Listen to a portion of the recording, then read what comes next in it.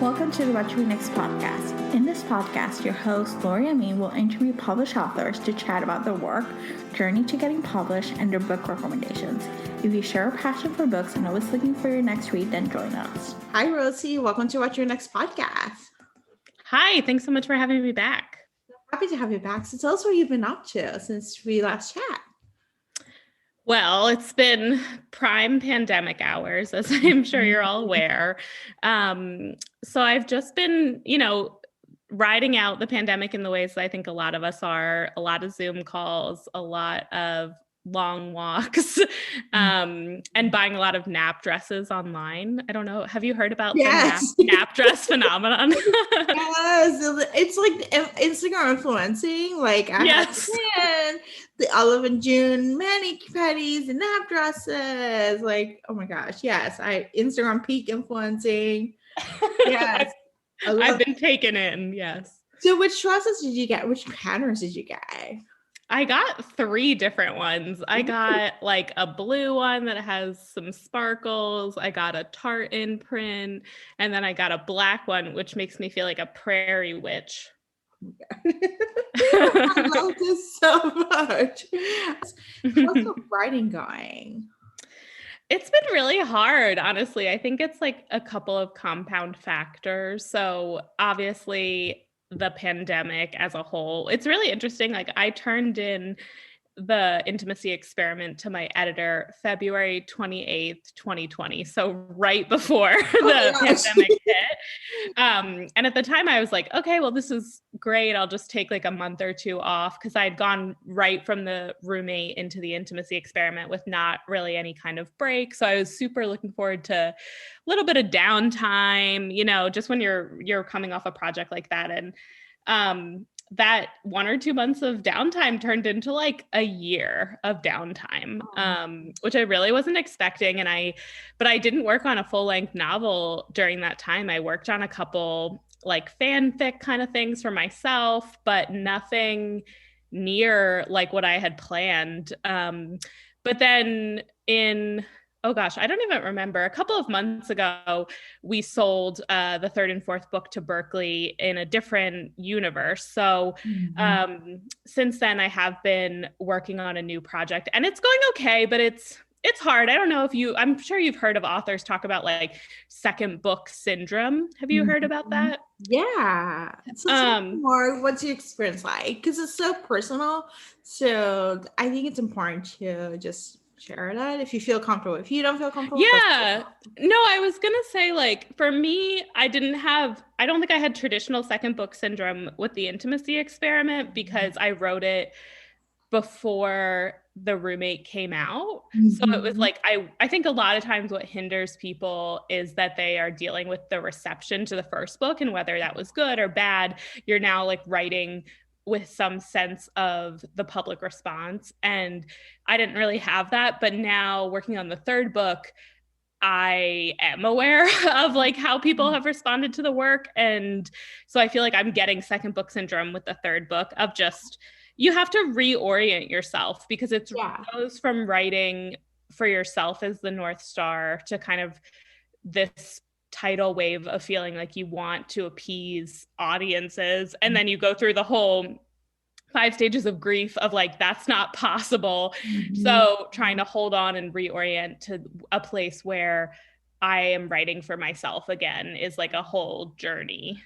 Yeah, I think it's like so important. I realized this, and I've seen this in my own experience with the podcast. There've been waves where I was like, the podcast grew a lot, and it's great. But the reality is I lost myself thinking like, oh, how do I piece, I get bad reviews, or I get this review, or do one this, or do one that. And then it got to the point where I was like, I don't care about any of this stuff. So the podcast audience, I do this podcast for me. I do this because I want to talk to authors, and I want to talk to other people and talk about books. But the reality is I don't do this because I want to appease the audience. You want to feed the beast. And it's like, how do you balance both, And I think for writing, it's such a personal issue. It's such a personal journey. Like, the author spends like years, months, in a manuscript and creating these characters for, and you want to be engaged with it. you want to feel like they're exciting for you. If they get bored, like you don't want to, it's not for to appease the audience, so. Yeah, I think you just quickly realize like you can't win, like if Yeah. that's the rubric that you're using. So reframing is really important to just be able to keep going. Yeah. Yeah, you can make everyone happy and everyone's gonna give you like a gold star. Like you gotta do it for you, and perhaps your editor, like, to tell like, oh, this works, but it's not about like appeasing the masses. It's about like just appealing to you and to perhaps like one reader who's gonna be seen. Right, totally. So let's see. Let's talk about the intimacy experiment. So talk to us about what is the high points of the plot, like, and then we'll chat a little bit more because I did read the book and I really enjoyed it. Yeah. So the elevator pitch is that the CEO of a sexy startup and a hot rabbi hashtag join forces to write a course on modern intimacy and then end up using the syllabus that they've created as a guide to fall in love. Mm-hmm. I love this. So let's talk about the curriculum of modern intimacy because you take modern dating and you put it into a class, which is a very novel idea. And I feel like, oh, we should have this class, more often. Like I would sign up for this class. It's supposed to go and doing a bunch of dating apps. What was the process like of coming up with the curriculum and like coming up with the plot points that will hit the different character beats? Yeah. Yeah, I mean, it's funny. I think the idea came from the point of just realizing that it's a little strange that we don't have courses in this kind of thing, at least not sort of scalable, like widely accessible ones, because it's just such a prevalent modern issue. You know what I mean? And like, I think with the pandemic too, like dating has gotten more complicated than it even was before. And I was thinking about ways that Ethan and Naomi as characters would enter into one another's spheres, since they are obviously like quite different at first glance. And this idea of modern teaching and interpretation and community building felt like the right intersection for them. In terms of coming up with the syllabus, it was, I think some of it was drawn from experiences that I've had or that my friends have had that we've had to navigate together. And also just, again, issues that I felt were important in terms of developing intimacy that don't get explored a ton. It was funny, like one of the lectures is about texting and how important it is to figure out how to flirt via text, how to interpret signals via text, because it sounds kind of silly maybe, but that really is like a core tenet of our modern courtship rituals. So it was kind of fun to just have this idea of someone facilitating and holding space for discussions around that at scale, because very often it's us talking to our friends and it's sort of a communication loop. Whereas I think it would be really valuable to be able to learn from people who are having experiences that are really different from yours. So maybe people who are in a different age bracket or come from a different background, things like that. So that's what I liked, the idea of having it's not just a lecture and a traditional source as you kind of go into them. It's usually like Naomi setting up some kind of framework for discussion and then opening it up and facilitating different people sharing perspectives or asking questions, which I think is a more realistic way to think about navigating intimacy, because it's never going to be one size fits all.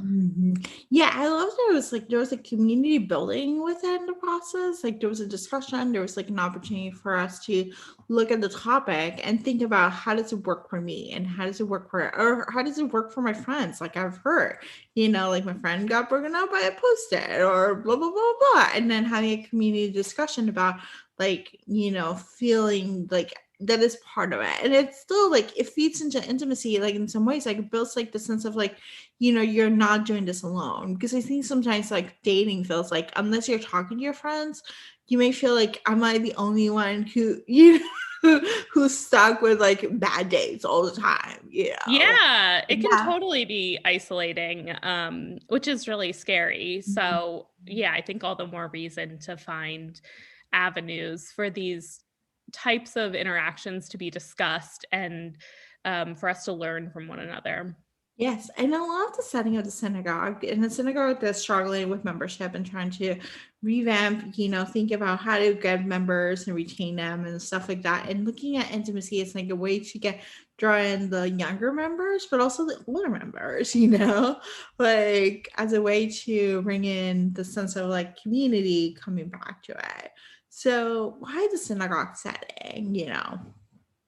Yeah, I mean, I knew the original idea was for Ethan to be a rabbi, right? So when I came up with that occupation, obviously along with that comes, a synagogue and a congregation and all of that. So the idea of a synagogue that's struggling to recruit younger members is very real. If you look at any kind of modern data around who's attending synagogues and things like that, like this is an issue that's pretty widely discussed in Jewish communities about how are we creating a bridge so that people come in outside of sort of the common life stages, which tends to be like when you're getting married or when you have children and things like that.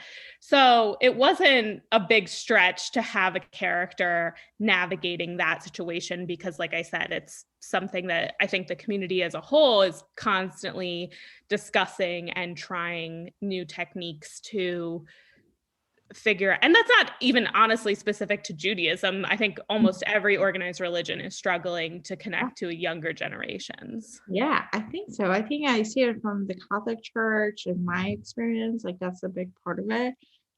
Who goes to church is very different from what they want us to go.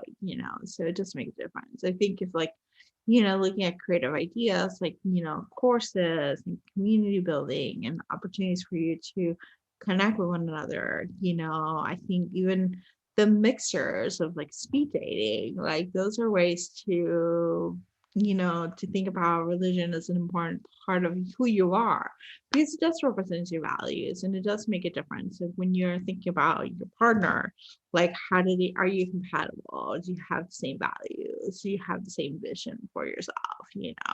So it makes sense. So let's talk about Judaism and Naomi's journey. So Naomi is coming back to it, as she connects with Ethan and realizes that, she grew up Jewish, but she felt as an outsider. And then coming back into exploring her religion, within her identity. What was the process like of, getting Naomi to go through that character arc? Yeah, I mean, I think that Naomi's experience in that sense was sort of inspired by some of my own thoughts and experiences about how, again, like how do you bridge this gap from how you were raised when you were in your parents' household to then being an adult who makes their own choices around practices and traditions and all of that. And, we've, even when we're introduced to Naomi and the roommate, we meet her as someone who is in grad school getting her master's. Like she really loves to learn. And so when she starts interacting with Ethan and having this exposure to different members from his synagogue and things like that, she gets curious. And so she starts kind of digging in to, because a lot of times, again, with these things, it's like you need a bit of a refresh. Mm-hmm. And you also,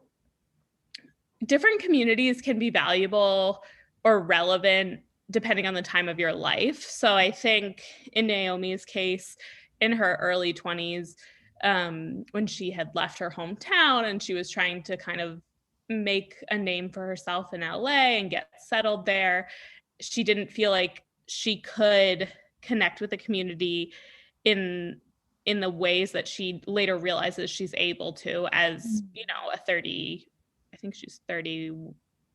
Yeah, she's 30. I was like, is she 30 or 31? I think but she's 30. So yeah, it's just a different life stage. A lot of this book was definitely inspired by this idea of how we make transitions and reconcile who we've been, who we want to be going forward.